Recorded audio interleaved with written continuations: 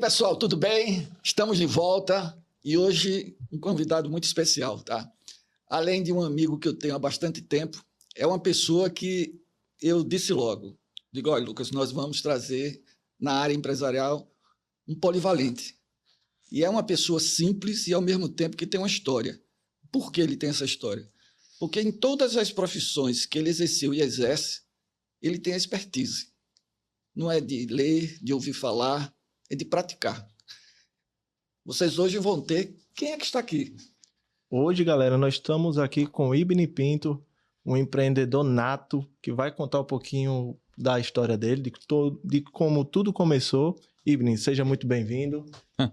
Obrigado, Lucas. Obrigado, Regis, aí pela acolhida. E vamos aí conversar, vamos trocar informações, trocar ideias, para que a gente possa construir um conteúdo aí que seja relevante para todos aqueles que vão nos assistir. Show de bola.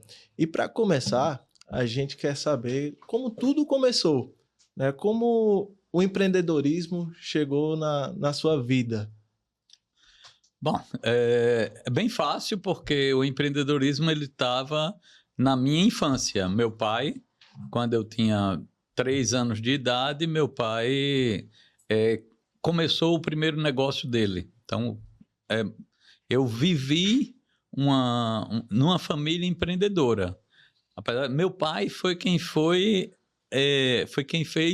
a disruptura de um processo de um sertanejo que vinha de uma família de agricultores, que se tornou um funcionário público e depois de funcionário público virou empreendedor. Então, aos 3 anos de idade, ele já teve a primeira empresa, que foi uma revenda de gás de cozinha, e quando eu tinha 5 anos de idade, eu estava lá, eu estou na foto, segurando e cortando a fita do primeiro posto de gasolina dele, que era um posto Texaco, lá na nossa querida Santana do Ipanema, né? Que metade do meu coração está em Santana e metade era Arapiraquense. Mas sou alvinegro, né? Oi, me diz uma coisa. Aí eu estava pesquisando assim, dei uma lida, e o grupo de vocês, parece que aqui parece Arapiraca, é de 97, alguma coisa assim, e vocês têm, parece que quase 40 anos, né? O grupo inteiro. Mais ou menos há quanto tempo vocês estão nessa área empresarial? Não, se for contar meu pai, a gente vai falar em 57 anos 57. De atividade empresarial.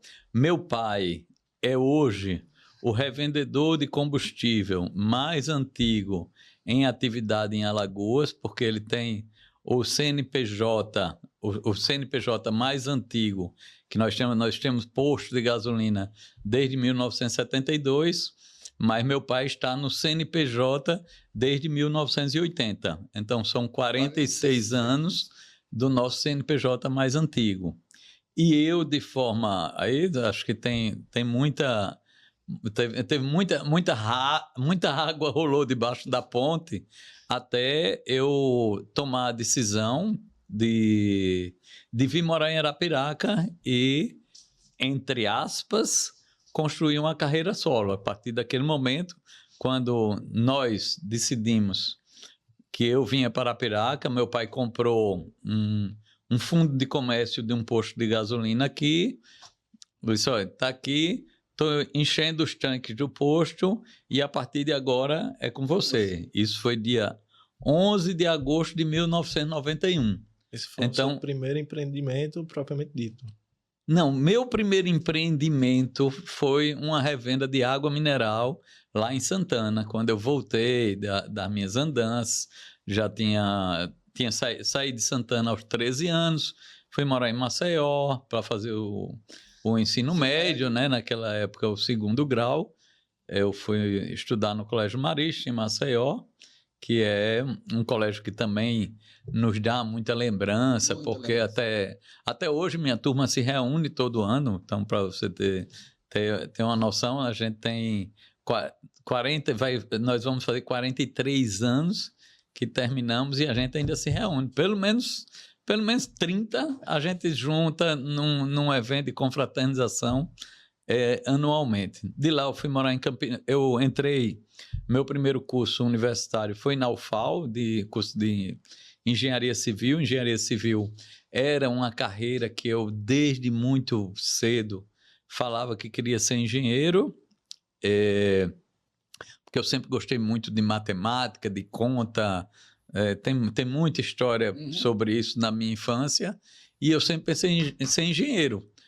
Lembrando que eu digo que a gente vivia num mundo binário, porque você era sim ou não. Você teoricamente, você não tinha muitas carreiras para escolher. Opções, não tinha muitas opções. Então, eu entrei em Engenharia Civil, porque era o único curso de engenharia que existia na Universidade Federal de Alagoas. Hoje você deve ter 10 tipos de engenharia diferentes. E logo depois eu entrei no curso de administração, que aí eu posso, depois com o Regis, meu colega administrador, nós podemos falar um pouco mais sobre esse curso. E fui para Campina Grande porque naquela época, em 1985, estava aflorando os cursos da área de ciência da computação. Fui fazer ciência da computação em Campina Grande. Depois quando terminei meu curso de administração, fui fazer mestrado em João Pessoa, de administração financeira, e quando eu concluí o curso do mestrado, eu fui no mercado de trabalho, olhei, vi as oportunidades e digo, meu amigo, melhor que eu tenho que fazer é voltar para Santana e morar e ajudar meu pai nos negócios dele. Meu pai já tinha 3 postos de gasolina e uma revenda de gás. E assim eu voltei para morar em Santana, porque era lá onde eu identificava que era Teria trabalho. Que era a melhor oportunidade do momento, para dizer que não é hoje que o negócio trabalho está difícil, não. Saio da faculdade e não tenho onde trabalhar. Meu amigo, faz tempo essa história. Então, e daí eu fui iniciar o meu empreendedorismo junto com meu pai, e a gente cai logo em uma das coisas que eu falo muito nas minhas palestras, nos meus encontros, nas minhas conversas, que é a grande preocupação de quando eu entro no negócio em sociedade, né? Eu me especializei em fazer sociedades, e que eu misturo a sociedade familiar, que é a grande maioria das sociedades são sociedades familiares, e lá vão estar unidas uma relação racional, que é o que deve ser a relação de negócios, com uma relação emocional, que é a relação de família. Então, como todo jovem, que eu estava ali com 22 anos de idade, o jovem com 22 anos de idade, ele acha que sabe tudo. Cheio de ideias. Que sabe mais do que todo mundo, cheio de ideias, porque eu estou vindo do mestrado, e você acha logo que seu pai é retrógrado, que seu pai já está ultrapassado, que aquilo que você estudou agora na universidade é a lei, e que assim, e já vinha, naquele tempo a gente já dizia que, olha, tudo que você aprendeu que faz mais de 5 anos já não vale nada, porque já virou um conhecimento obsoleto. E eu vim nesse espírito. Então, o que é que acontece? Choque de gerações. Choque de geração. E eu digo que isso se transforma num conflito. Houve uma relação conflituosa entre eu e meu pai naquela época. E uma das soluções que nós encontramos é que eu tivesse a oportunidade de vir para empreender em uma cidade maior, que era Arapiraca, quando surgiu esse negócio. Mas quero também dizer que eu sou um estudioso da gestão e do empreendedorismo, e eu sou muito favorável aos conflitos. Porque, para mim, você só encontra a resposta. Revoluciona com conflito. Em situações de muita consonância, de muita paz, você você evolui, mas você não dá novos saltos. E eu acho que foi isso que aconteceu com a gente. E outra coisa importante é não deixar, que é o que nós conduzimos, acho que muito bem. Na época eu não reconhecia isso, mas meu pai, eu tenho uma admiração assim extraordinária pelo meu pai, porque ele conduziu de forma maestria. Ele foi um cara sensacional para conduzir o ímpeto de um jovem que quer saber de tudo, quer passar por cima de tudo. Então, ele conduziu de forma sábia mais do que tudo, obrigado, Regis, para buscar uma solução e não transformar em um confronto. Nós não evoluímos para o confronto, que o confronto ele é péssimo.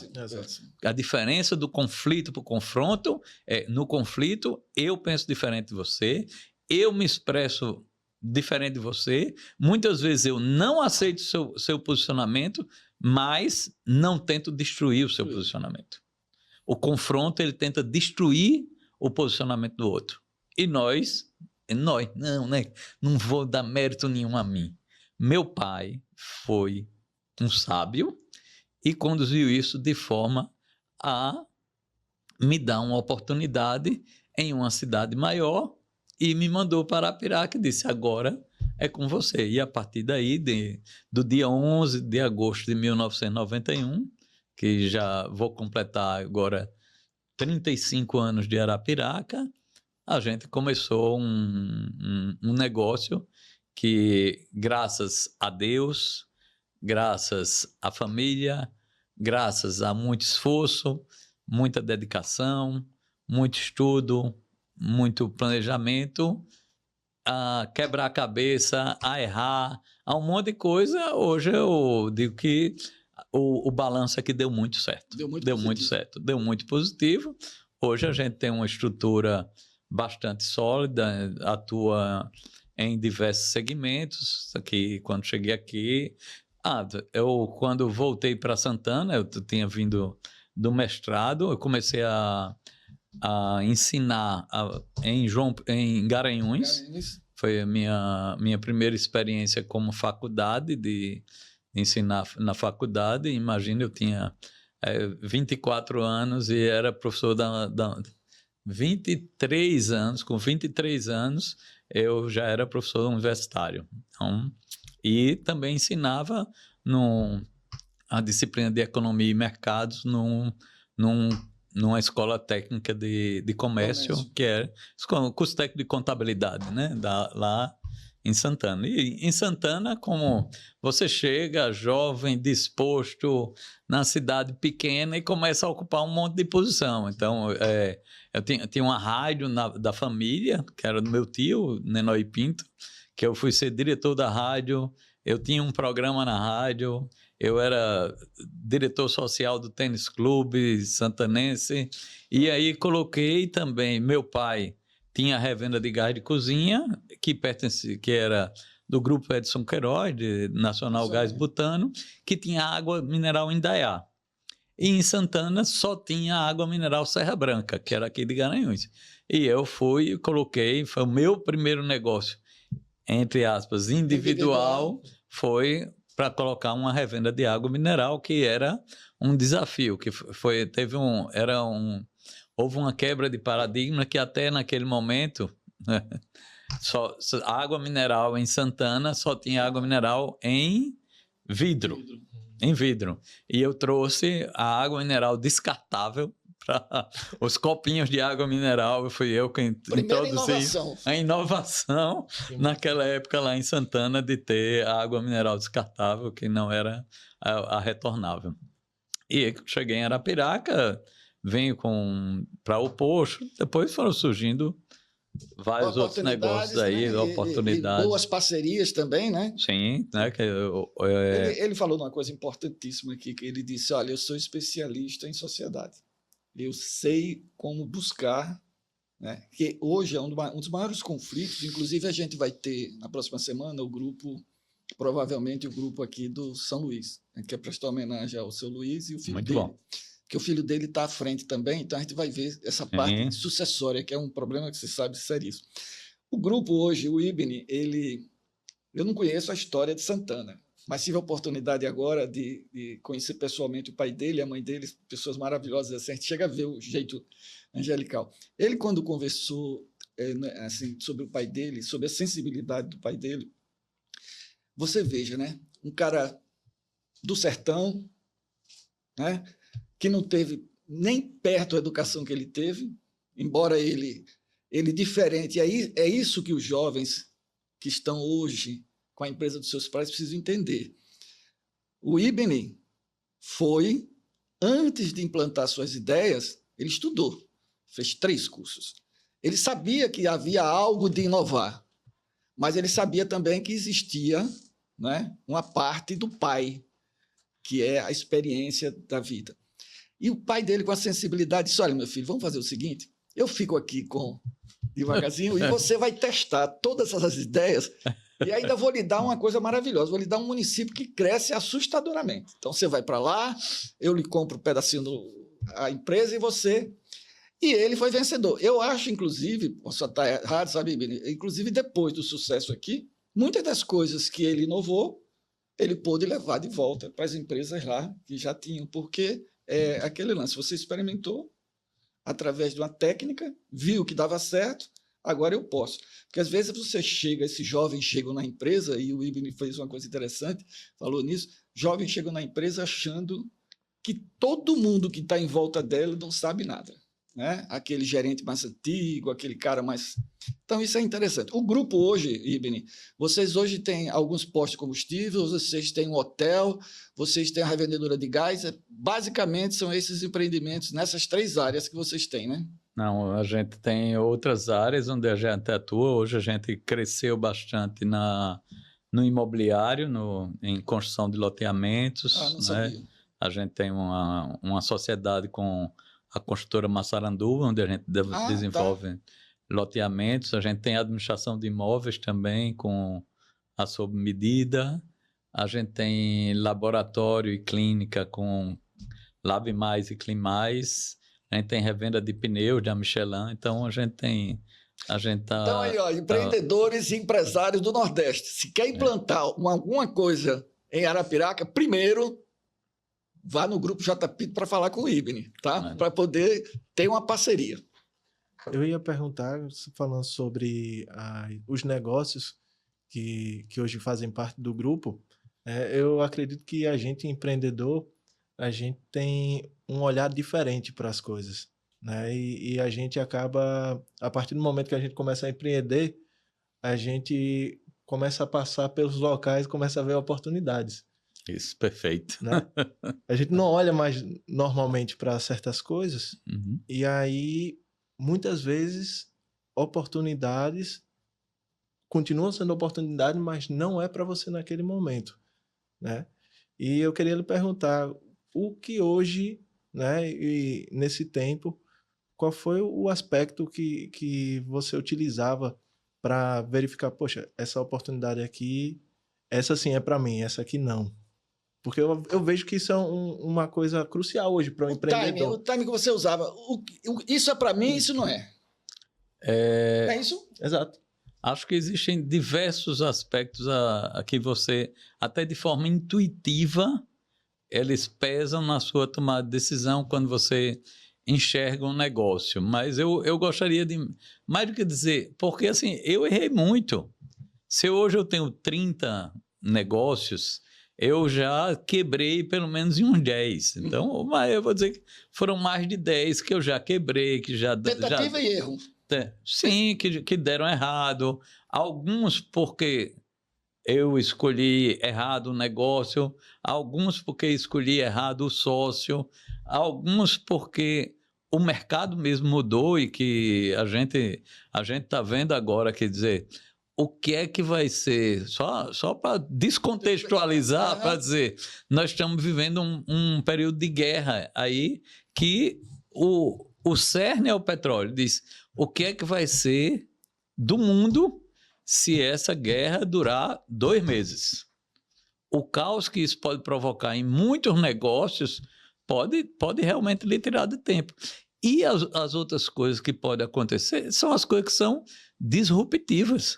Quer dizer, o que é que a inteligência artificial vai provocar no negócio? Ó, a gente tem uma interrogação bem grande. A única coisa que a gente tem que ter certeza hoje é: você não pode pensar em ter um negócio sem utilizar a inteligência artificial a seu favor. Se você não usar, cuide, corra atrás, porque alguém vai lhe atropelar. Mas, assim, para dizer, o que foi muito mais por oportunidade. Existem duas formas de se empreender: por oportunidade ou por necessidade, né? Então, as minhas sempre foram por oportunidade. Não, teve um momento no início da minha vida que disse, ó, eu tinha um posto aqui, né? O meu primeiro posto, quando eu vim para cá, e o contrato estava próximo faltava 6 meses para acabar, e a Petrobras, na época, disse, olha, existe a possibilidade de eu não renovar o contrato com você. Então, por necessidade, eu tive que buscar outro negócio e terminei encontrando, que foi o segundo posto que eu abri em São Miguel dos Campos. Então, a partir daí, a gente... depois disso, foram só oportunidades. Mas houve um primeiro momento e foi necessidades. Olha, daqui a pouco eu não vou ter mais posto, eu não tenho mais como sustentar a minha família, então eu tenho que procurar uma outra coisa. Então, foram aparecendo oportunidades, normalmente haviam convites de dizer, olha, tem uma empresa ali que está passando por dificuldade e existe uma oportunidade de comprar. E a gente ia lá e comprava. E teve coisas que foram nossas, por exemplo, dos postos que a gente tem aqui, tem 2 postos que eu construí desde o primeiro tijolo, né, hoje. Agora, o Regis estava falando em 97, mas em 96, agora a gente está completando 30 anos agora em junho de 96, que é o posto matriz, né, que é o nosso posto matriz, onde a gente concentra nosso quartel-general de parte administrativa. É um shopping quase. E que nós estamos completando 30 anos agora. E eu construí, fui eu quem consegui enxergar que naquele terreno era um terreno de fumo, que naquele terreno poderia ser construído um posto de gasolina. E eu vou dizer que naquele momento, quando eu procurei as pessoas, apenas uma que foi para dizer, pode ir que vai dar certo, e a Texaco vai investir em você e vai investir aqui, que esse local vai dar certo. Eu tinha procurado antes a Petrobras, onde eu tinha um posto de gasolina, e o assessor da Petrobras disse, a Petrobras não vai investir aqui, não, porque ela não enxerga que esse local tem potencial. E hoje é um dos postos de combustível que tem maior relevância dentro do estado de Alagoas. A concorrência enxergou, não foi? Você foi para outra, a concorrência enxergou, né? Exatamente. Olha, existe uma coisa interessante sobre esse problema familiar. Eu, na verdade, naquela época, o Bini falou sobre como era antigamente as oportunidades. Você tinha, basicamente, o que a família queria na época? Ou o filho era médico, ou o filho era engenheiro, ou o filho era funcionário do Banco do Brasil. Então, era esses 3 que podia arranjar uma boa esposa, entendeu? Porque naquela época, fora isso, o resto era... Entendeu? Então, naquela época, por exemplo, quando eu vim aqui a Arapiraca, você, eu acho que não era nem nascido, não estou tão velho não, mas você não era nascido, sou mais velho que o Igor, mas Arapiraca tinha 2 universidades. Você tinha a FUNESA e você tinha o SESMAC. Quando eu abri aqui a empresa Microlins, que foi uma loucura que eu fiz, porque Arapiraca não tinha como contratar as pessoas que faziam. Estava começando o processo de informatização, etc. Então, o aluno chegava e dizia, olha, eu me formei e vou para onde? Como você disse. Não tem quem me absolva. E há um negócio interessante. O Ibni, pelo que eu sei, você vê que ele começou indo para fora. Eu sempre digo, sabe, Ibni, toda vez que eu vou dar uma palestra sobre comportamento profissional e mercado de trabalho, eu digo para os jovens, gente, antes de casar, antes de assumir um filho, saia, viajem, conheça. Algumas oportunidades dele, com certeza, foi o que ele viu lá fora. Nós temos, na verdade, sabe, Lucas, nós temos 3 a 4 Brasis. A pessoa que mora no lugar, vive no lugar e morre naquele lugar, ele não viu nada, sabe? Porque a gente vem aqui para crescer. Eu tive a oportunidade de sair muito, porque meu pai viajava demais. Meu pai era diretor do Produban e a gente todo ano viajava. Então, eu ia para o Rio, ia para o Rio Grande do Sul. Naquela época já era uma coisa, certo? O Ibne saiu. O Ibne viu lá fora. E ele disse, olha, isso aqui tem uma oportunidade, isso aqui tem... Né? Então, essa parte de você procurar, conhecer, crescer, sair... Porque, olha, gente, eu digo sempre, sabe, Ibne? Aquele cara lá de cima tem uma lei que ele diz assim, livre-arbítrio. A oportunidade que você tem que dar para alguém, eu acho o maior egoísmo, e por isso é muito importante o Ibne estar aqui, você ter conhecimento, e você já está com uma certa idade, e você guardar e levar isso para o túmulo. Eu acho que a missão da gente é contribuir para que as pessoas possam, porque a coisa que eu mais odeio, sabe, Ibne, é quando alguém chega para mim, um funcionário, e diz, eu não sabia. E você já passou muito por isso. Ou então você diz assim, você quer trabalhar em quê? Ele diz, qualquer coisa. Você vai lá, não existe no Ministério do Trabalho qualquer coisa. Porque eu digo sempre, olha, o Ibne chega para o funcionário dele, acho que é assim, o do seu departamento, que eu diz assim, olha, aqui está o manual, é assim. Nós temos aqui o manual de conduta dentro da empresa. Você tem conhecimento, não é verdade? Sim, você não pode depois dizer que eu não sabia. Agora a escolha é sua. Eu te mostrei um lado e te mostrei seu lado. Você vá adiante. Entendeu? É isso que às vezes as pessoas aqui não entendem. Elas vivem ainda naquele problema do assistencialismo permanente dos pais, do governo, e é triste ver. Eu até completo dizendo que isso também envolve a questão de conflito de gerações. Gerações. Também, sim. Porque com hoje certeza. a gente vive numa época totalmente diferente. Hoje a gente vive com uma sobrecarga de informação. É tanta coisa sendo divulgada que o jovem não sabe para onde ir. Uhum. Né? Então, na hora olha, sem querer cortar, eu só discordo de uma coisa. Nós temos uma carga enorme de informações. O problema é que você vê o jovem num telefone celular, é a qualidade da informação. Isso, é muita besteira o dia inteiro. Você tem... Olha, imaginar, Ibne, que você e eu, a gente ia para a biblioteca. A gente ia para a biblioteca, passava um dia. Quer dizer, você entra no Google aqui, você tem tudo, cara. Exato. Aí o cara fica com mídias, com besteira, quem é a novela, qual é o cantor, qual é o... Meu Deus do céu, desculpa interromper, mas é muita informação sem qualidade, sabe? É exatamente isso. Hoje as plataformas, elas brigam por retenção. Elas monetizam através de retenção. Então, o tempo todo, tudo ao nosso redor está brigando pela nossa atenção. Isso gera uma poluição. Né? E, em qualquer momento, uma sobrecarga. E isso reflete também no mercado de trabalho. Porque eu vou dizer, teve uma pessoa, uma vez, que estava pedindo para eu, um colega meu, que tem empresa, para fazer uma indicação dela. Aí ele fez.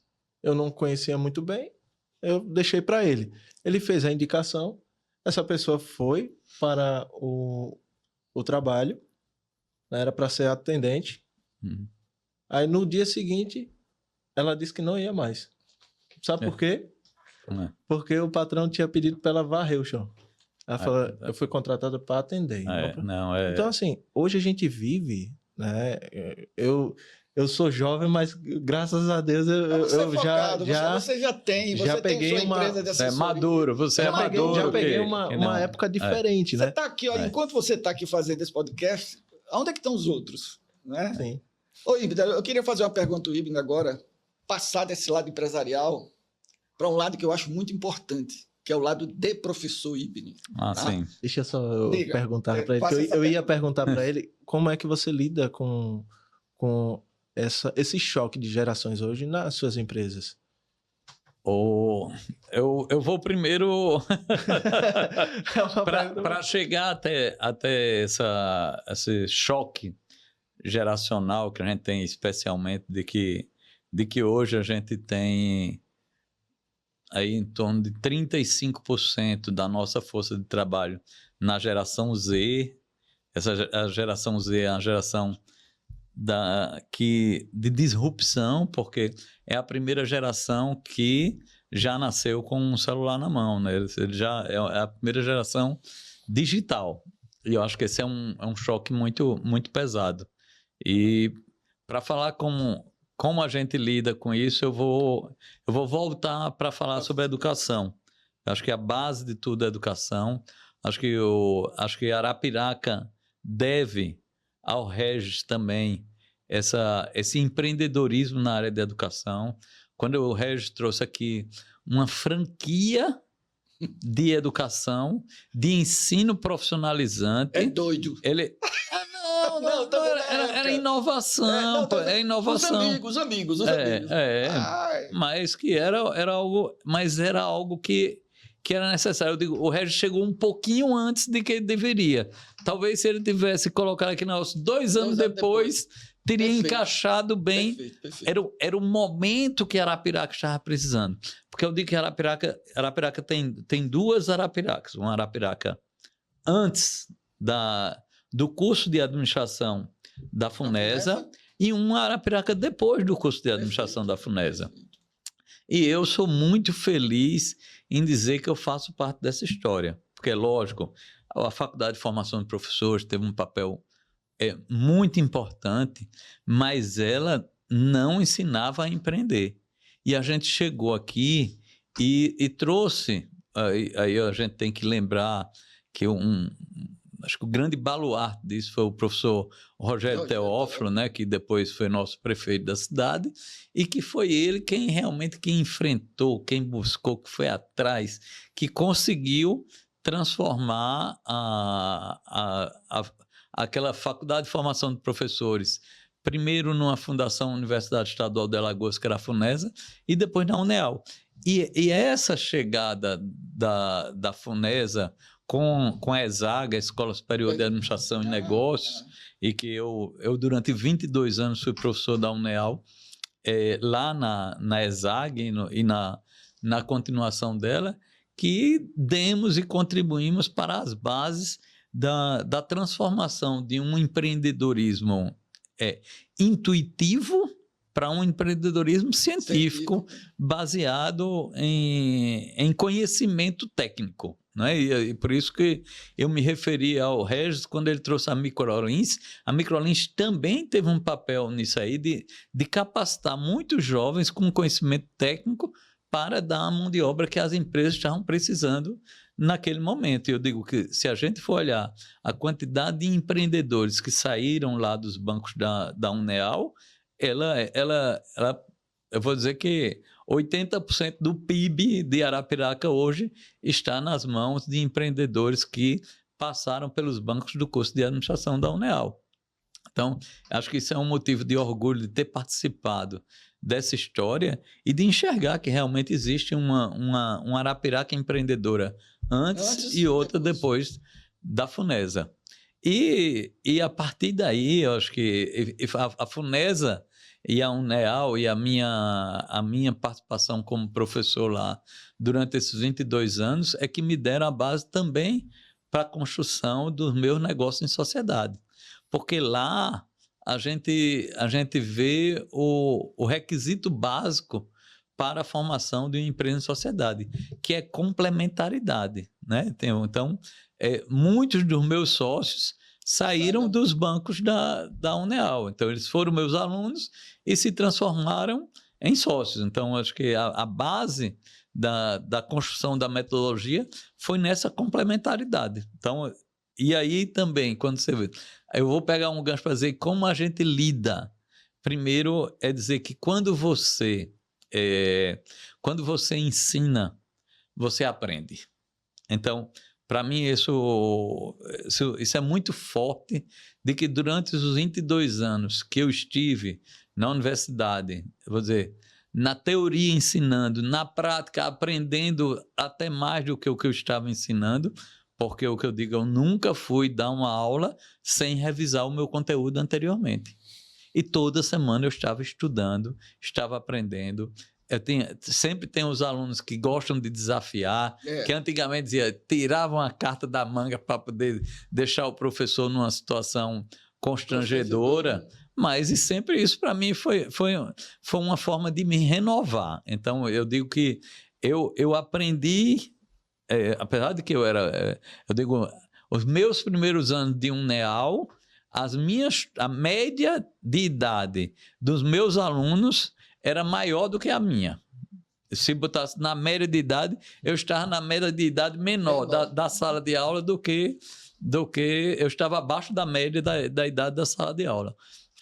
E isso foi se transformando com o tempo e chega no final, onde os alunos já eram muito jovens, depois de chegarem em outras faculdades de administração, de chegar ao UFAL, o curso de administração da UFAL, que levou muita gente, que eu vou decidido pelo curso de administração. O jovem que tinha mais tempo e disponibilidade ia para um curso diurno da UFAL, ao invés de um curso noturno na UNEAL, e isso aí faz com que você vá, eu digo, se renovando. Mas dizer, então, você vai adquirindo muita resiliência, que é o que a gente precisa hoje, especialmente para lidar com essa transição. Para mim, a maior disrupção entre gerações é a chegada da geração Z.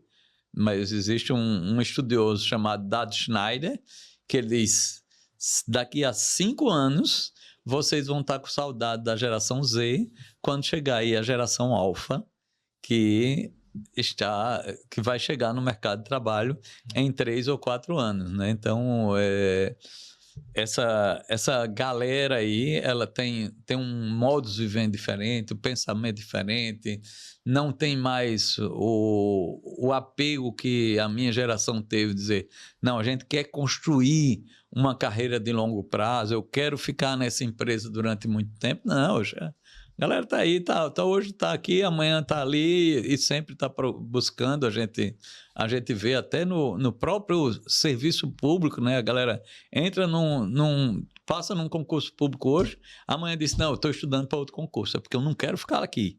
Eu quero sempre estar indo buscar um lugar diferente, é bem diferente, e isso eu digo que é um exercício diário de resiliência, de adaptação, né? As mudanças. E saber que não adianta, se eu não me adaptar, se a minha organização, mais do que eu, porque eu vou passar, mas, inclusive, essa minha construção de negócio em sociedade é para que meu maior orgulho é que em um dia eu não esteja, mas que minha organização ela se perpetue. Eu digo, trabalho diuturnamente para que a minha organização ela se perpetue, mesmo sem a minha presença. Cada vez menos, todos os dias, eu digo que eu trabalho pensando em que a empresa tem que depender menos de mim. E já consegui muito, né? Entre aspas, menos... Antes, há 10 anos atrás, eu já conseguia tirar férias de 60 dias, né? E o Regis falou em algo que para mim é muito importante, assim, gostaria de reforçar essa dica que o Regis deu, essa recomendação, dizer, olha, passe um tempo fora da sua casinha, não é? Eu digo que eu não fui por oportunidade, foi mais por necessidade, que, por exemplo, quando eu saí de Santana aos 13 anos para morar em Maceió, não era uma oportunidade, era uma necessidade, porque naquele tempo, se você fosse fazer o ensino médio em Santana, a sua possibilidade de passar no vestibular era muito pequena, porque estrutura, né, Lógico. Da região mesmo. E aí foi por necessidade, depois fui por necessidade de morar em Campina Grande. Por quê? Porque o curso que eu vislumbrava como um curso de futuro não tinha na minha cidade. Mas tudo isso foi construindo um ser humano diferente, né? De você absorver outras culturas. Depois disso, eu morei no Canadá também. Então, eu digo, todo mundo merece fazer o sacrifício ou ter o benefício de morar fora do seu país. Tente ir passar um período em um lugar onde seja uma língua diferente, costumes diferentes, hábitos completamente diferentes. E assim, Eu digo que eu fui um cara que tive muitas oportunidades e tive muita felicidade nisso aí. Quando eu fui para o Canadá, por exemplo, chegava lá e as pessoas olhavam e diziam: como assim você é brasileiro? Tem que lembrar, quando eu fui morar no Canadá, não existia internet. Então, onde é que as pessoas iam buscar informação dos outros? Nas bibliotecas, nos livros. Então, primeiro, que quem morava no Canadá, que informação ia ter de Brasil? Um país do terceiro mundo, na América do Sul. Ele não fazia parte de eles pensarem em Brasil. Então, o que é que eles ouviam falar do Brasil? Que tinha a floresta amazônica, onde estavam os índios, que tinha as crioulas do samba, do Rio de Janeiro, e tinha Pelé, que um pouquinho de Pelé, não tinha muito. Pelé, até porque futebol era um esporte... Não era. Lá você joga hóquei sobre patins, você joga beisebol, você joga basquete, nessa ordem aí. E o futebol é talvez o 8º ou 9º esporte a ser praticado do Canadá. Então as pessoas diziam: não, e como é? Você não é preto, nem é índio, você não é italiano, não, você tem certeza que você é brasileiro? E eu digo que eu quebrei uma barreira, e eu digo que pelo menos lá em Saint-Raymond-de-Portneuf, que foi a primeira cidade que eu morei lá, eu digo que eu deixei um legado de Brasil lá. Então a gente fez festa, fez noite brasileira. Você foi estudar ou foi trabalhar? Eu já fui trabalhar, eu fui como coordenador de um programa de intercâmbio. Eu fiz um concurso, passei num concurso para coordenar um programa de intercâmbio. No primeiro ano eu coordenei um programa local em uma cidade, e no segundo ano eu coordenei um programa nacional que envolvia 3 cidades diferentes. Aqui no Brasil, a gente fazia metade do programa de intercâmbio lá no Canadá e metade aqui no Brasil. Aqui no Brasil, no primeiro ano, eu fiquei aqui em Giraldo Porciano. Então, olha a mudança. A mudança de cara. Olha a mudança. O cara faz em Giraldo e vai para o Canadá. Não, primeiro eu fui para o Canadá. Depois veio para cá. Aí depois trouxe 8 canadenses para passarem 4 meses em Giraldo Porciano. Então vamos inverter o choque dos canadenses. O choque dos canadenses aqui. E no segundo ano eu fiz com Pernambuco, Paraíba e Rio Grande do Norte. 3 cidades, uma cidade em cada um dos estados, e coordenando lá na província de Quebec, também no Canadá, esse programa de intercâmbio. Então, uma experiência assim, fantástica, fabulosa. Coisa interessante, que quando o Williams falou da divisão que houve do curso de administração na FUNESA e depois no SESMAC, aqui você tinha também, e aí eu pude pegar um pedacinho disso, o seguinte: antes dele, se você tivesse a mente que o seu filho tinha que ser diferente, como ele falou, você tinha que ir para Maceió, para estudar nas melhores escolas, que não eram... Até que tinha escola pública, estadual, mas era o marista. Inclusive, eu sou maristano. Eu fiz quase todo o meu curso no marista, depois fui para o estadual, quando o estadual era estadual. Né? Agora, o marista, a turma é legal. E havia um problema, porque quando você era aqui um empresário intuitivo, que você tinha o seu negócio e você tinha condições de mandar seu filho para ir para Maceió estudar num colégio particular, a maioria, 90%, não voltavam. A Garapiraca deu a grata, vamos dizer assim, sorte do Ibn ter ido e ter voltado. Porque quem saía daqui e ia para Maceió é outro mundo. Ali ao lado era outro mundo. Então ficava lá, era doutor lá, não queria. Agora, a gente tem aqui, sem fazer comercial, mas da administração do Luciano Barbosa para cá, isso já faz 16 anos, a Arapiraca mudou muito. E o problema todo nosso, que éramos educadores, é que, como a maioria das empresas eram familiares, você mesmo que formasse pessoas com gestão, era muito difícil colocar. Então, muitas pessoas saíam também porque era difícil. Não, minha empresa sou eu, meu filho, minha mãe, meu pai, e acabou. A partir do momento que você começou a ter umas franquias, empresas de fora como concorrência, as pessoas tiveram uma nova mentalidade, começaram a contratar recursos humanos de fora. O shopping, ruim ou não, porque o problema do shopping, depois a gente vai conversar sobre isso, a gente vai entrevistar o Robson Rodas, esse problema do shopping aqui é um problema simples de se resolver, entre aspas, mas o problema maior, e eu queria, Ibn, mais uma vez, você que tem conhecimento, eu já disse isso ao prefeito Luciano Barbosa várias vezes, eu não admito, sabe? Eu, como administrador, que você passe 20 anos da administração juntando tudo e você não tem uma licitação decente para transporte coletivo em Arapiraca. O transporte coletivo aqui é de péssima qualidade, péssima. Tudo que são ônibus de segundo plano vem para cá. E o shopping, só assim rapidamente, o shopping, qualquer shopping, o período de maturação de 4 a 6 anos. E você tem que ter transporte, você tem que ter o público chegando ao shopping. E isso em Arapiraca não tem. Só um adendo. Ibni, você fazer uma pergunta aqui sobre professor ainda, tá? Porque ser professor, quando a gente estava no Conselho de Administração, eu conheci um aluno chamado Sandro Sesmac, e foi muito interessante, eu não sei se eu já lhe falei isso, ele entrou na minha sala e disse, eu estava lá como presidente do Conselho, aí ele entrou e disse, seu Regis, eu queria falar com o senhor, que eu sou estudante do Sesmac, e eu vim aqui porque me disseram que o senhor realiza sonhos. Olhe o que é a inteligência do garoto para mim. Eu digo, como assim? Ele disse, não, porque eu tenho um projeto aqui e eu gostaria que o senhor me ajudasse. Eu digo, qual é o seu projeto? Aí ele botou na mesa assim e disse, eu quero trazer para Maceió um curso de pós-graduação da Escola Superior de Propaganda e Marketing do Rio de Janeiro. Rapaz, isso há 30 anos atrás, era um negócio, eu não sabia o que era a Escola Superior de Propaganda e Marketing. E o menino, aí ele expôs, e aí é que está, quando você levar as ideias, leve elas todas, né, quebrando todas as rupturas, todos os contraditórios. Aí eu disse, rapaz, quanto a esse curso? Aí ele começou. A cada indagação que eu fazia, aí, desse garoto tinha uma resposta. Resultado.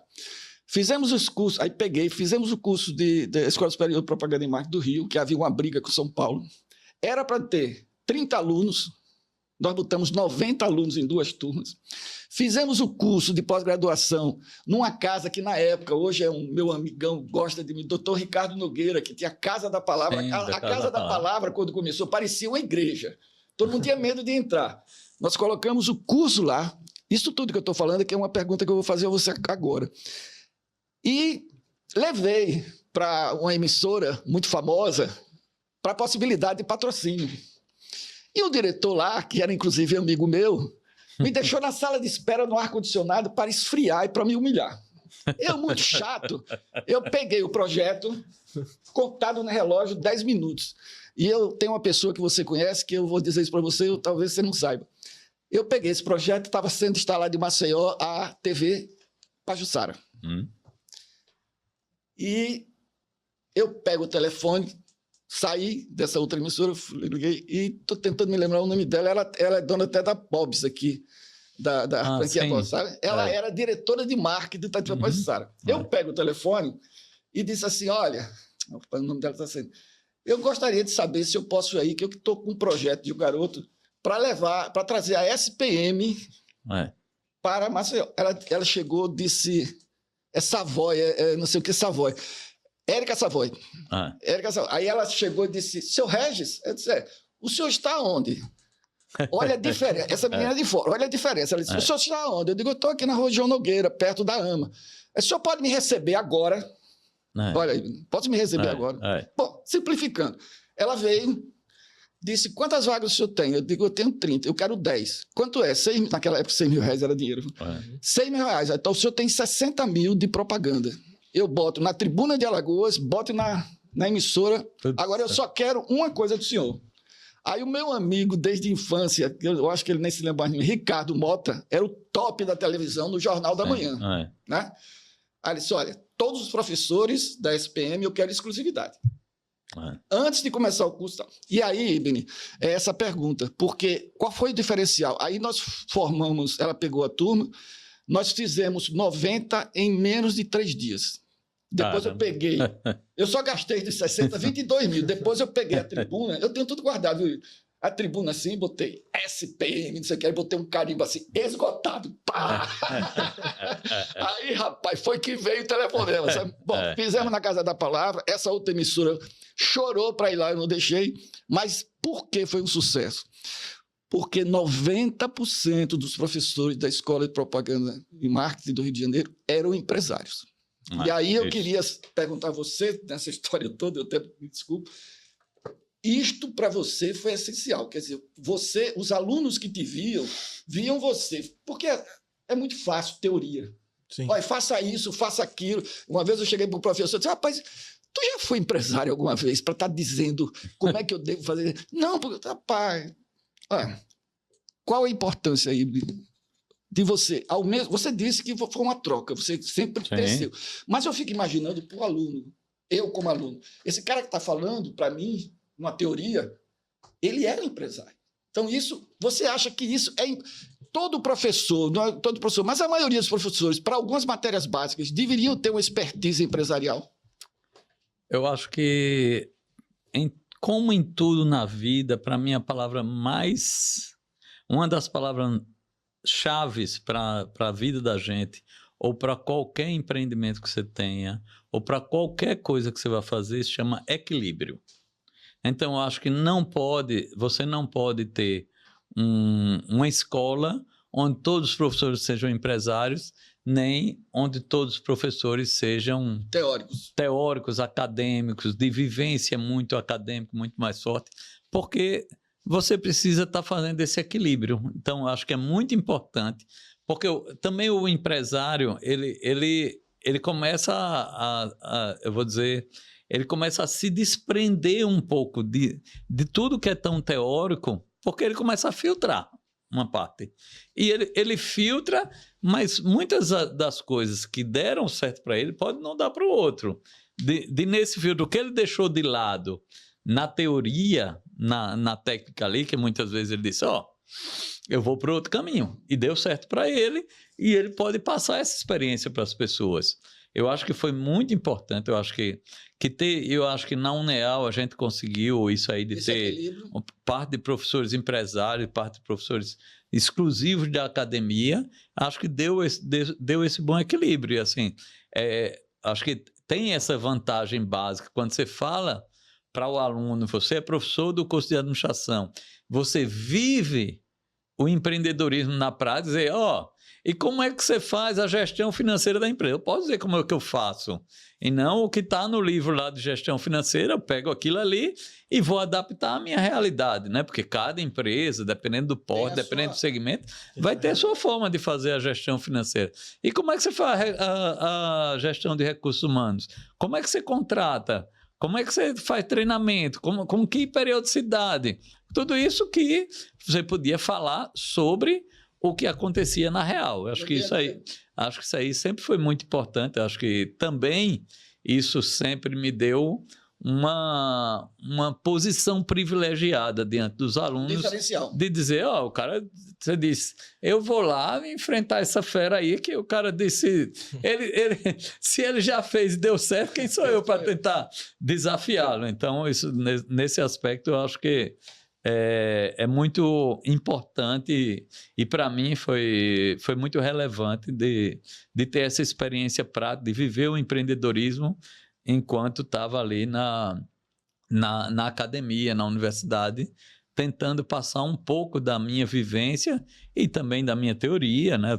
Eu sempre estudei muito também a teoria para passar para as pessoas. Mas eu acredito também que, assim, para quem está como aluno, além de lhe ver como um mentor, lhe ver como uma referência. Sim. Uhum. Né? Lhe ver como uma referência, porque é exatamente o que você falou. Poxa, se deu certo para ele, né? Que não vai dar. Eu vou ouvir esse cara porque o que ele vai me dizer. Exato, que é uma coisa. A probabilidade de dar certo é bem maior do que a do outro que nunca fez nada.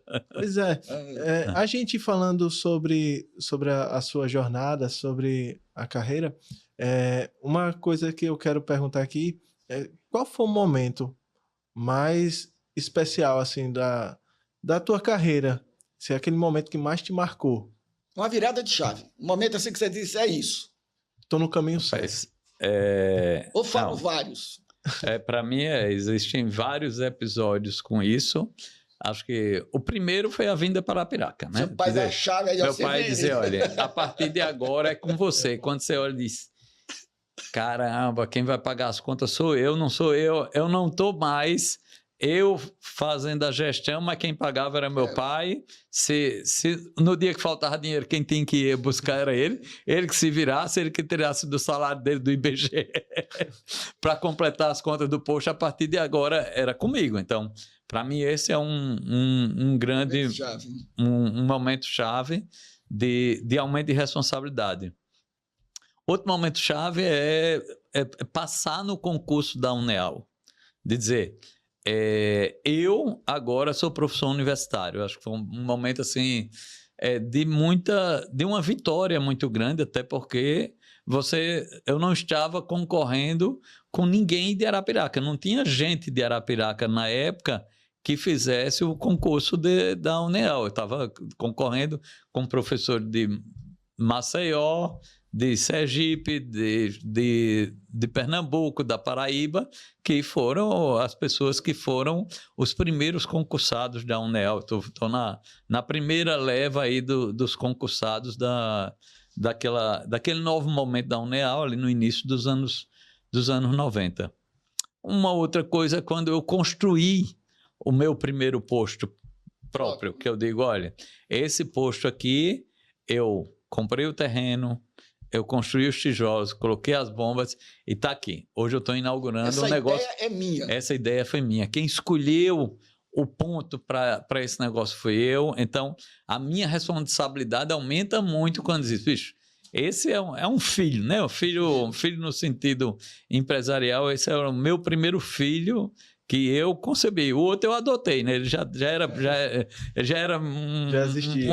existia, já era um rapazinho. Eu digo, agora eu vou criar você como negócio. E esse quando você tem o primeiro filho que é seu.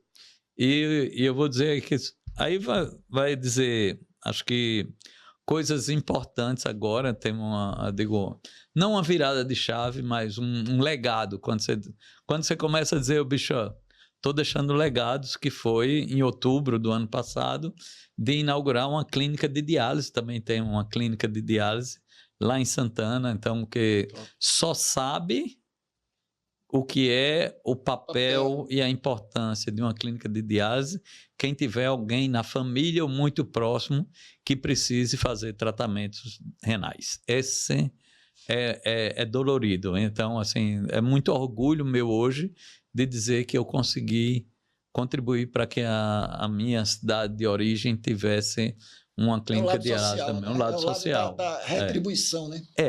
E aí, falando de lado social e de retribuição, aí acho que tem essa puxada para dizer de participar. Outra coisa que eu recomendo para o empresário, dizer, bicho, além do meu, acho que da construção da metodologia do melhor sócio, que para mim é um outro legado que eu estou muito feliz em poder deixar para que as pessoas possam ler, ter acesso e errar menos do que o que eu errei, né? E não cometer os mesmos erros que cometi, participar de associações, participar de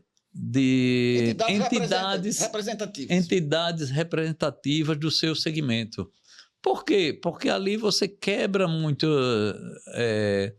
você quebra preconceitos, você quebra julgamentos, você quebra arestas com outras pessoas, e porque é o dom de servir, né? Então,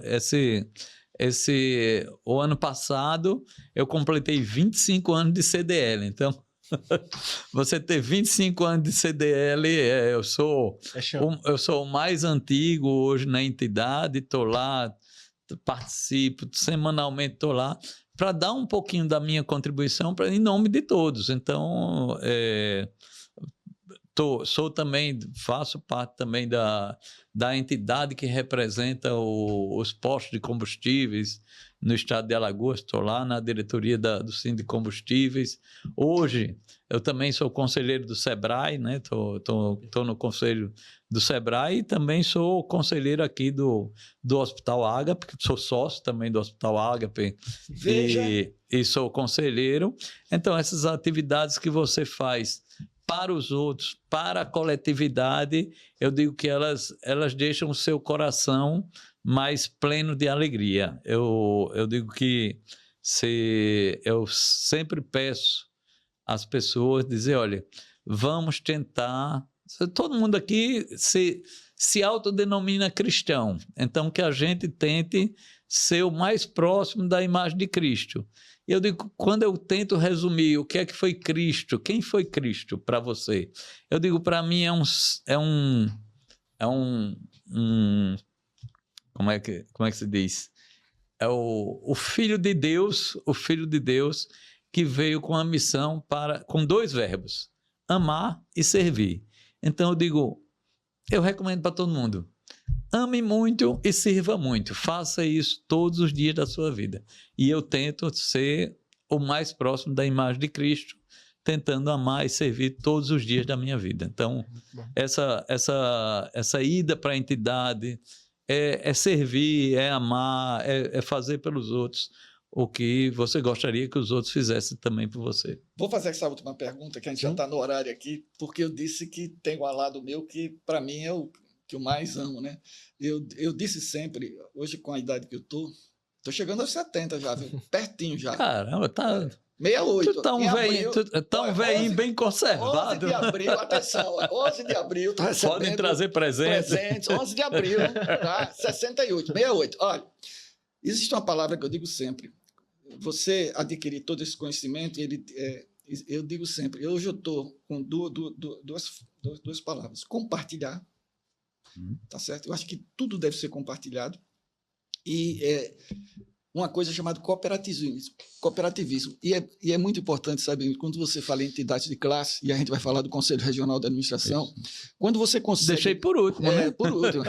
Quando a gente consegue numa entidade, porque a entidade, às vezes, a vaidade faz com que as pessoas briguem muito. O Ibn é uma pessoa que, quando eu conheci aqui, ele é interessante. Ele já foi presidente, ele não tem coisa que ele não vá. Ele foi presidente do ASA, ele é do CDE. Falta falar da paixão, que é o ASA, né? Foi presidente. Então, ele chega, além dos desafios que ele tem, normal, de ele ver as oportunidades, ele compartilha esse conhecimento com o CDL, com o hospital, com isso, porque ele viu. E ele falou uma coisa agora sobre a ajuda que ele está dando lá, hemodiálise. Eu já tive 4 crises de rins, cara. E eu vou dizer uma coisa, eu não estou falando nem de hemodiálise, que é pior ainda, mas crise de rim, quando vocês virem alguém com dor de rim, olha, eu servi 6 anos e meio o exército. Eu passei pelo diabo no exército. Não existe coisa pior do que uma dor de rim. Mas, olha, o Conselho Regional de Administração, você veja, o cara começou como empresário, fez o curso de administração, foi professor de administração, e eu tenho assim, um certo orgulho, porque eu fui fundador do conselho e criei o Conselho de Administração, inclusive o prédio que está lá. E essa criação do conselho que eu fiz foi quando eu estava na universidade saindo, que eu soube que nós éramos delegacia de Sergipe. Eu não me conformei. Juntei 3 pessoas, o professor Rosiane Chagas, o professor Amparo e o professor Vício, e fizemos o conselho. Ele hoje está como diretor do conselho. Nós aqui da região do Agreste temos que ter orgulho que nós temos uma mulher presidente do Agreste no conselho. E eu queria, Ibn, que nesse final você pudesse, antes do seu encerramento, falar um pouquinho, assim, nós temos pouco tempo, né? Já encerramos. Aí eu queria que você falasse hoje o conselho e até dizer a vocês que antes de vocês acharem que o conselho é só para registrar e cobrar anuidade, entre no site do conselho, procure ver o que o conselho está fazendo, veja quais são as opções que você tem, tá certo? E o Ibn hoje está à frente lá da diretoria, e eu queria que você dissesse assim, Ibn, assim, hoje, o planejamento para esse ano do Conselho, o que é que a gente tem de perspectiva do Conselho Regional de Administração e do Conselho Federal, do sistema CFA, CRAs? Primeiro é dizer que é um orgulho estar aqui diante do primeiro presidente, do fundador do Conselho Regional de Administração, porque é isso de você dizer, eu vou estar lá para defender a minha classe, para buscar uma maior valorização da minha classe. Eu acho que todos os profissionais deveriam estar vinculados aos seus respectivos conselhos. Perfeito. É lógico que é muito mais cômodo eu nem me registrar no conselho, muitas vezes, né? Muitas vezes a profissão a atividade que eu exerço, ela não tem necessidade de registro no conselho. Mas é porque quando eu penso apenas no meu umbigo. Mas eu mesmo durante acho meus aí, caramba, de 88, então eu tenho 12, eu 30, tenho 38. eu tenho 38 anos, eu tenho aí uns 35 anos de registro no conselho. E naquela época eu não estava obrigado a ser registrado, mas eu sempre reconheci que o conselho ele é muito importante para a valorização da nossa profissão, para cada vez mais, e além de que eu considero que a administração é a mais nobre de todas as opções, as profissões. Ela está acima de todos. Eu brinco dizendo que ela é objeto de desejo de todas as outras profissões. Porque, só fazendo parênteses, qual o grande sonho do médico? Gestão e administração. É ser dono de uma clínica, de um hospital, para tomar conta disso e deixar a medicina do lado. O sonho do engenheiro é ser dono de uma construtora para ficar fazendo gestão da construtora. O sonho do advogado é ser dono de um escritório com o seu nome Lucas e Associados. E você vai fazer mais gestão do negócio do que realmente você trabalhar na advocacia. Então, falando de CRA e CFA, a gente tem focado muito em dar capacitação aos administradores, de fazer eventos ligados a que os nossos administradores estejam cada vez mais aptos a buscar novas oportunidades no mercado de trabalho, não só no privado, como no público, na preparação para os concursos.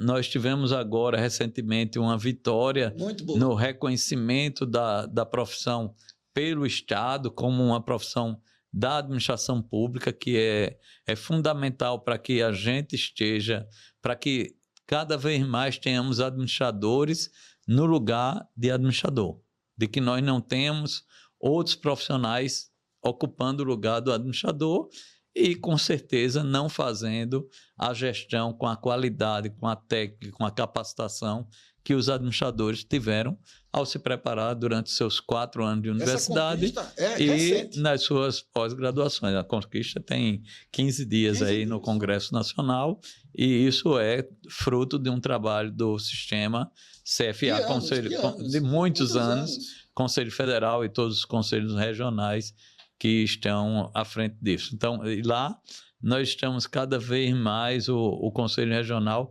tentando também, eu vou dizer,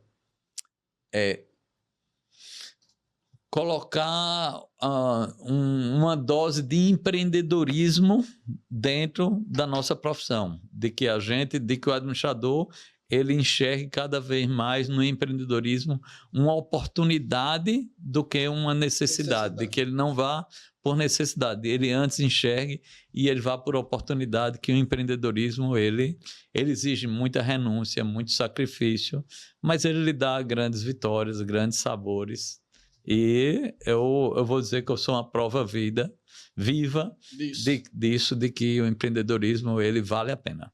Olha, ano passado nós completamos o jubileu, 60 anos da profissão. A administração é uma das profissões mais novas que existe. Essa conquista era porque nós temos aqui, entre aspas, a lei é específica, cargos de administrador é específico de administração, mas havia um problema na parte pública.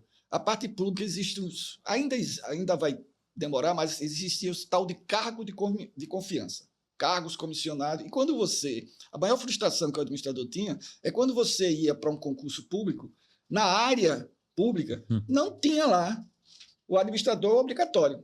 Isso, inclusive, era ações judiciais, várias confusões que a gente teve, e graças a Deus isso juridicamente vai melhorar muito, porque, olha, Ibni, com todo o respeito que eu tenho por todas as profissões, todo mundo que se forma, todo mundo não, a grande maioria que se forma nas outras profissões e querem fazer um pós-graduação, pode ver a estatística, vai para a administração.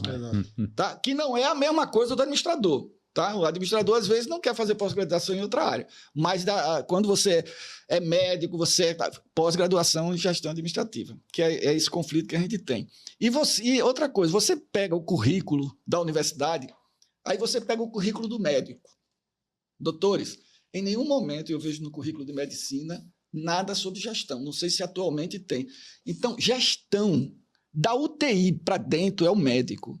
Mesmo assim, na UTI você tem que ter a luz, os equipamentos esterilizados, a limpeza, você tem estoque, você tem seleção de pessoal, você tem tudo. Isto tudo o médico não aprende na sua escola.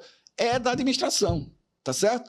Eu gostaria muito que os gestores públicos daqui, seu prefeito, se o senhor puder, nas suas UPAs, nos seus hospitais, verificar os administradores com pós-graduação em gestão pública, faça essa experiência, o senhor vai economizar demais em reforma, porque você vai ter um profissional qualificado para que o dinheiro público seja eficaz e eficiente.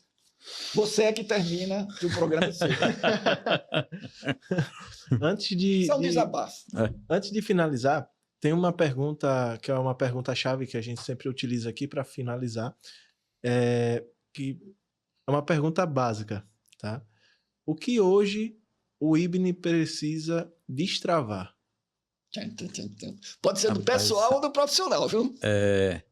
O que hoje eu preciso destravar é a inteligência artificial. Ainda é o uso da tecnologia, né? Dizer, não vou dizer que eu não sou travado, mas eu acho que essa é a minha maior necessidade de mudança de chave, de dizer, olha, eu vou dizer, a palavra não chega a ser aversão, mas é o comodismo diante de fazer a gestão de negócios que são negócios que estão estabilizados, né? Então, você entra numa zona de conforto. E para mim é exatamente sair da zona de conforto para encarar a inovação, novas tecnologias, em especial a inteligência artificial. Acho que esse é o destravando. Eu preciso estar destravando, mas eu preciso estar virando a página para dizer, incorporar, isso eu tenho falado muito no meu negócio. A gente precisa incorporar tecnologia, inteligência artificial, tudo de novo para poder sobreviver. Vai ser fundamental na sobrevivência do negócio. Quem não incorporar, quem não inovar, quem não estiver incorporando tecnologia todo dia, esse vai ficar para trás. Porque com tecnologia, com inteligência artificial, você vai fazer as coisas 10 vezes mais rápido e 10 vezes mais barato. Esse é o problema. Inclusive, tem alguns fóruns que eu já participei e estão nessa área de inteligência artificial, que hoje tem inteligências artificiais que normalmente o pessoal oferta com combo, né? Então, que você pode substituir até 5 áreas dentro de uma empresa. Só com agentes e documentação. Então, são coisas assim que... É assustador. É assustador. E é aquele lado, né? Tudo na humanidade, desde a da época de Cristo, você tem um lado bom e um lado mau, né? Você tem um lado da inteligência artificial para o bem e tem um lado da ciência. Mas a empresa hoje... olha, falar em destravar, eu me esqueci, que ele falou uma coisa. Senhores empresários, o IBNI, ele tem uma coisa que é a coisa que eu mais admiro dele. Ele falou uma coisa que passou aqui, ele disse assim, hoje eu posso tirar 2 meses de férias da minha empresa. E sabe o que é que eles fazem desses 2 meses? Ele pega a família, pega os amigos e viaja, e sai. E vocês, empresários, pelo amor de Deus, vocês estão ricos, pelo amor de Deus, destrave, tire 1 mês, 2 meses, esqueça a empresa e vá viver a vida de vocês. Deixe os filhos tomarem conta, deixe um bom gerente tomar conta. Porque se você ficar o tempo todo na sua empresa, quando você destravar, você vai estar a 7 palmos, entendeu? E não tem mais como abrir o caixão. Você falando sobre essa questão das viagens, eu fui para uma palestra do Ibn foi lá na Tracto, em Maceió. Eu estava na sua palestra e ele falou exatamente sobre algumas viagens que ele fez. Isso. Né? Qual foi a viagem assim que você mais viu que foi impactante assim? Porque eu vi que você viajou para vários lugares, inclusive alguns exóticos. Acho que torcedor, viu? Ele pega a bandeira e faz o estádio, ele adora, sabe? É o que eu digo. São muitos momentos, né? Eu digo, primeiro foi, se você disser, acho que impactante é voltar para o Canadá, que eu voltei 3 vezes para o Canadá, para lá para a cidade onde eu morei, com esposa e filhos. Então é uma experiência muito impactante. Assistir um jogo no campo do Paris Saint-Germain com a bandeira do Asa. Ir para a Copa do Mundo, né? Que assim, o futebol é uma coisa que me emociona muito. O Asa me tira de tempo, me deixa muito feliz, me deixa muito triste. Do Asa, né? Fui vice-presidente do Nelson Filho. Nelson Filho era o presidente, e eu fui vice-presidente do Asa e continuo conselheiro até hoje. Top. Viajar para a China também foi. Choque, hein? Eu já tenho 10 anos que eu fui à China, então era uma outra China, né? Era uma China muito mais artesanal. Pretendo até voltar para a China esse ano ainda. Mas viajar para a China foi muito impactante. E Japão, você teve, não? Não, era para eu ir para o Japão no próximo mês, mas vai nascer um neto, aí desistiu, transferi para abril de 2027. Já fui a Dubai, eu conheço 59 países, então... Vai ter muita opção aqui tem muita coisa, então, de país diferente, assim, eu digo, a Eslovênia é um país muito simpático, a Croácia é um país belíssimo, e assim, eu digo, uma última viagem que eu fui aí, depois do Tracto já, foi ir para aquela região dos Balcãs, onde foi uma região muito conflituosa, onde eu fui lá no lugar, você estava lá no lugar onde o cara deu tiro, era um revolucionário bósnio que deu tiro no arquiduque Ferdinand, que a partir dali, aquele tiro provocou a Primeira Guerra Mundial. Então, você ir num local como esse, né? locais históricos, então ir para a Bósnia e Herzegovina, que é lá, a capital é Sarajevo, você ir para o Kosovo, para a Lituânia, Letônia, a Polônia é um país fantástico. São muitas emoções. Tá vendo? Nessas viagens, quando você estava, você parava para dar uma olhada assim, tipo comércio, no empreendedorismo desses locais, que você via mais diferente para o Brasil.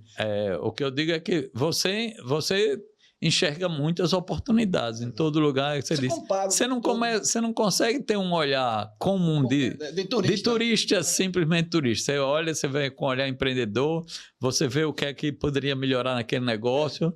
Você sempre, como assim, a área da minha paixão é posto de gasolina. Em todo lugar que eu vou, eu observo como funcionam os mercados, como é que estão se comportando, o que é que está acontecendo, quais são as tendências e tudo isso que você vai tentando trazer um pouco de cada uma das coisas que você vê para os seus negócios. Então, tem tempo para a última pergunta? Não. Agora ele já está passando o tempo. Vocês já perceberam que se deixar a gente passa não, mas o Ibn, você sabe que ele tem coisa. Ô, Ibn, me diga uma coisa. Sobre posto de gasolina, eu não quero falar sobre guerra, da situação que você está dizendo, mas, por exemplo, a gente vai assistir um filme ou você vai para uns cantos, você vê... hoje eu acho que um dos gargalos assim, maior, uma folha de pagamento de um posto, né, é grande. Você vê nos outros locais, você tem que ter um autoatendimento. Só chega lá, você não tem educação, o cara vai, bota sua gasolina, paga. Você acha que isto vai demorar muito para acontecer aqui nesse país? Acho que não. Acho que nós estamos bem próximos da liberação do self-service.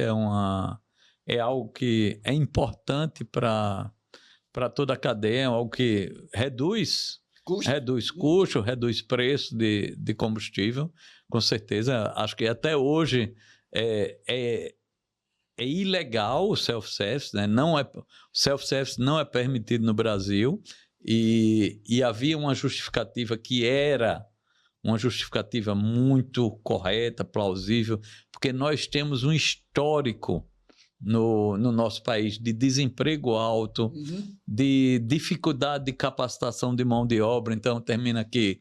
O frentista é uma mão de obra razoavelmente fácil de ser capacitada.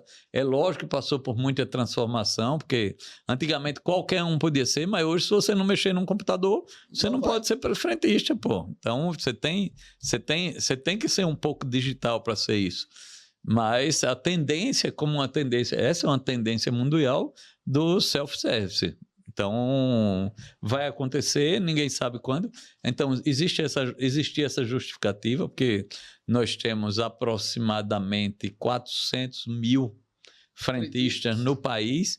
Então, se você libera e diz, eu vou jogar 400 mil pessoas desempregadas no mercado, é lógico que isso vai ser uma coisa que vai acontecer paulatinamente, mas a gente espera que... Isso é muito norma, normal. Né? Isso é uma norma. É lei. Não é nada de norma, é lei. Se você desrespeitar a lei, você é punido. Então, no país inteiro, ninguém pode enquanto essa lei não for revogada. Ninguém pode. Nós já tivemos agora, recentemente, algumas decisões liminares, mas que depois foram revogadas em nome da lei maior. Mas nós temos estados como Santa Catarina, que hoje a dificuldade de mão de obra em Santa Catarina é enorme. E você tem uma mão de obra qualificada, muito ligada à indústria. Então, tem uma cidade que o pessoal conseguiu foi em Jaraguá do Sul. Jaraguá do Sul é uma referência em empreendedorismo, em tecnologia, em industrialização. Então, ninguém quer ser frentista. O problema é que lá as pessoas simplesmente não querem. Não quero não emprego de frentista. A minha qualificação já tem emprego. Eu tenho um emprego melhor. Eu tenho qualificação, isso que o Regis colocou, eu tenho uma qualificação para ter uma profissão que eu tenha menos esforço físico e melhor remuneração. Para que eu vou ser frentista? E mais oportunidade de crescimento. Isso. Então, por isso que em Jaraguá do Sul conseguiu, mas a lei maior derrubou e nós estamos nessa aguardando. Mas você falou em guerra, vale a pena a gente falar em guerra, porque a gente está vivendo um período aí que a melhor palavra que eu consegui para resumir esse momento é esquisito, porque assim, tudo é esquisito, é um momento que você nunca viveu, você não sabe qual o impacto. Se diz que, se a gente completar um mês de guerra, o petróleo deve ir a 120. Se você completa 2 meses, ele vai para 160. Se tiver 3 meses de guerra, o petróleo vai a 200. Então, se ele for a 200, ele fica 3 vezes mais caro do que no início da guerra. Então, você imagine que é gasolina de R$30. Então, se você pensar que vai ter gasolina de R$30, é assustador. Isso é uma realidade, né? A curto prazo.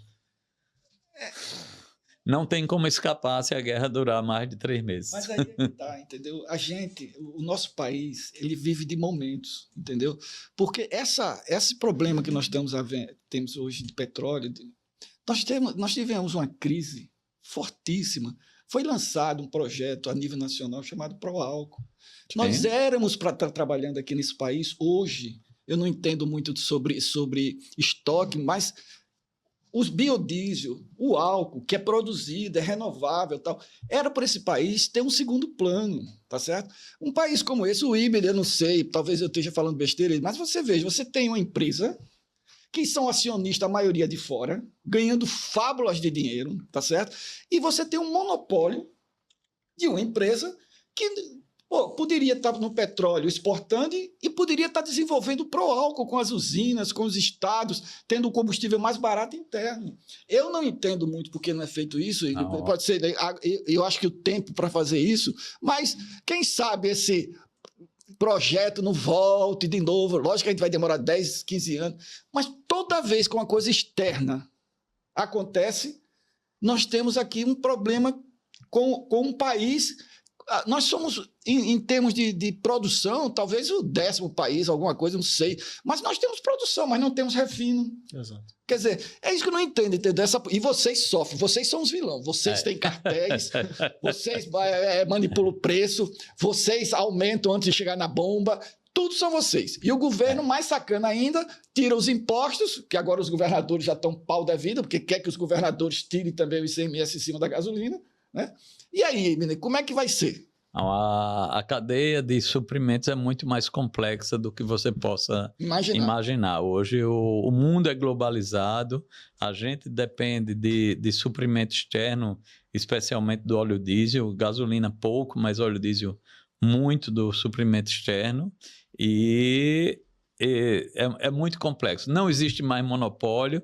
Se a gente pensar no etanol, hoje a gente deve ter agora, entre 2026 e 2027, um aumento bem significativo da oferta de etanol com o etanol de milho. Porque um entrave do programa de etanol era a capacidade produtiva. Hoje está resumido. São Paulo, Alagoas, Pernambuco e o Centro-Oeste que fabrica etanol. Mas se você, por exemplo, se você fosse para o Piauí ou para o Maranhão... Minas também Minas um pouco também. Mas muito São Paulo, Pernambuco, Alagoas e agora recentemente o Centro-Oeste. Por que o óleo diesel? O óleo diesel é por causa do refino que nós não temos? O óleo diesel desculpa a minha ignorância. O óleo diesel é do petróleo? Por que a gente não produz o óleo diesel? Por que a gente tem que importar? Porque eu não escolho, em um barril de petróleo, eu não escolho o que é que eu consigo produzir. Eu tenho que produzir uma parte de gasolina, uma parte de diesel. É bem segmentado o que é que eu consigo produzir.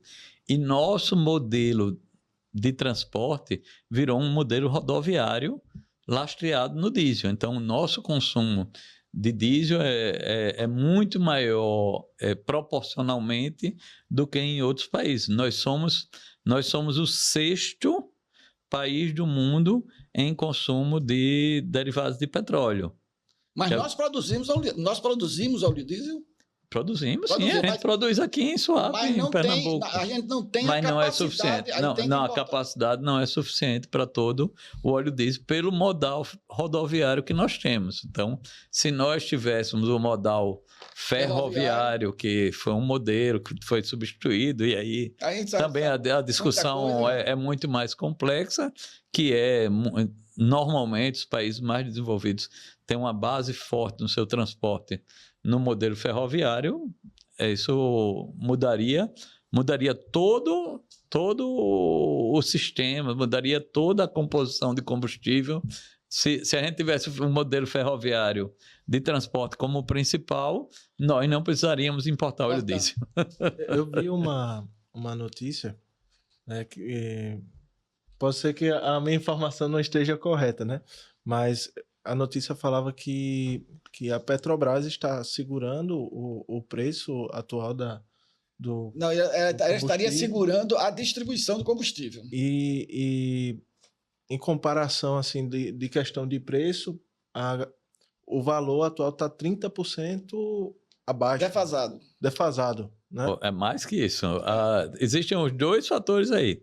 A Petrobras está segurando o preço, ela não aumentou o preço da forma que ela deveria ter aumentado. Ela está segurando o produto, ela não está entregando, ela só está entregando aquilo que ela já havia contratado a entrega, que normalmente as companhias que compram a Petrobras podem comprar até 20% a mais daquela cota que foi previamente contratada. Existe um colchão. Você faz um contrato comigo de compra que vai comprar 1 milhão de litros. Você pode comprar até 1.200 ou até 800. Mas isso aí, existe a flexibilidade. E agora ela disse, eu não aumento o preço, aí falta o combustível, mas ela está fazendo leilões.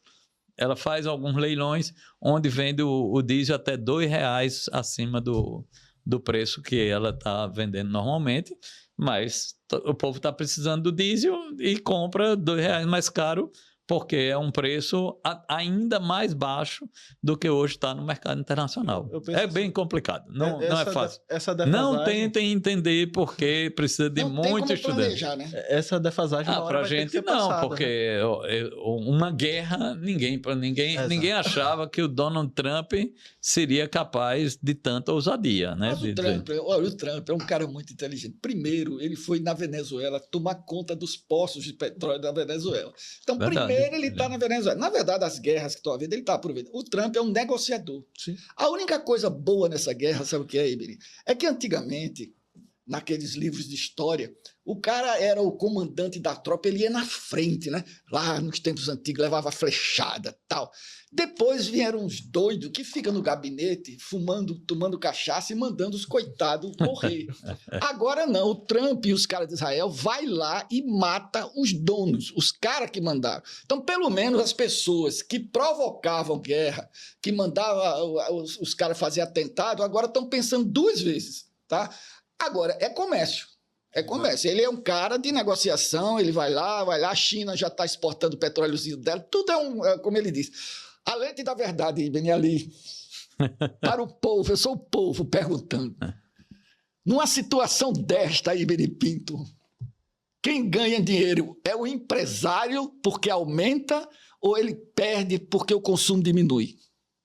O empresário perde porque o empresário brasileiro ele perde porque exige inclusive uma redução de margem. Você não consegue transferir todo o aumento que você recebe, porque todo mundo, entre aspas, fica até com vergonha de estar transferindo todo o aumento. A gente tem, eu digo, nas últimas 2 semanas, todos os dias eu comprei combustível com um reajuste aí entre 10 e 15 centavos. Todo dia aumentou isso. Então eu tenho aí um reajuste acumulado de aproximadamente R$ 1,50 e a gente terminou passando em torno de R$ 1. Então nós estamos hoje trabalhando com margens muito ruins. Só quem ganha é a indústria bélica, o resto todo mundo perde. Para encerrar... Agora, para encerrar, eu não vou mais perguntar. A gente faz 2, divide. Sim. A gente está chegando aos últimos momentos do podcast, Ibn. Eu quero agradecer a você estar aqui hoje, disponibilizado o seu tempo para contar um pouquinho da sua história. Eu tenho certeza que é impactante para muitas pessoas que estão assistindo, para mim também, que estou aqui e já admirava ele pelo empresário que ele é, né? E agora conhecendo um pouco mais da história dele é que a pessoa fica impactada mesmo. E também a vocês que estão assistindo a gente, a todos os nossos patrocinadores, Croaçaria da Dressa, KeyCast Studio, que vocês, como podem ver, a gente saiu de um projeto, né, que quem me acompanha desde o começo viu o projeto sendo startado e a proporção que a gente está tomando, tá? Então isso se deve também à participação do KeyCast Studio, que abraçou o projeto, pegou realmente na mão e falou, poxa, vamos lançar dessa forma. Então, se você é uma pessoa que também tem vontade de ter projetos assim, de ter um podcast, aqui é o lugar ideal para você. E também os nossos outros parceiros, Splash Piscina, Cinecista em Cinemas, um abraço, vocês fazem parte dessa história e a gente fica para o próximo episódio. Simbora!